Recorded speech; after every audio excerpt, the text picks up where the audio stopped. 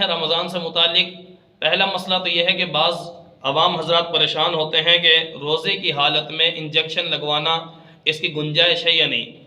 تو یاد رکھیں، روزے کی حالت میں انجیکشن لگوانے سے روزہ نہیں ٹوٹتا۔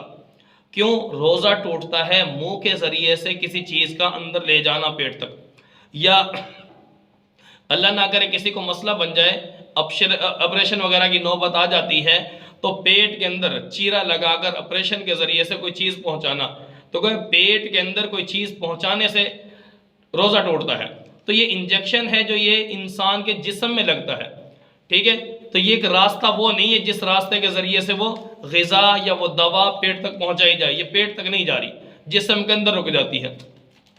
اور یہ دوسری بات کہ راستہ نہیں ہے، یہ راستہ ہے منہ کے ذریعے سے انسان کے تک وہ پہنچے۔ رہی بات، بعض دفعہ یہ سوال کیا جاتا پھر ڈرپ کی صورت پیش آ جاتی ہے، اور یہ شوق سے تو کوئی لگواتا نہیں ہے۔ بعض دفعہ بیماریاں، تکلیف، مصیبت، پریشانی، انسان کو حادثہ آ جاتا ہے، تو آیا اگر نوبت آ جاتی ہے ڈرپ لگانے کی، تو کیا ڈرپ بھی لگوائی جا سکتی ہے؟ نہیں۔ تو بعض ساتھی انجیکشن کے بارے میں تو سوچتے ہیں کہ ہاں بھئی ٹھیک ہے، انجیکشن تو ہم مان لیا، لیکن ڈرپ کے بارے میں کہتے ہیں ہمیں سمجھ نہیں آتی یہ بات۔ کیوں؟ اس لیے کہ ڈرپ کے اندر ظاہر ہے پانی بہت زیادہ، دوائی زیادہ، انجیکشن زیادہ، تو ظاہر ہے مجھے بتاؤ کہ بھئی اتنا زیادہ 1 لیٹر گویا پانی اس کے اندر تقریباً ہو، تو اس کی وجہ سے کہتے ہیں بھئی روزے کی حالت میں اتنا بڑا معاملہ۔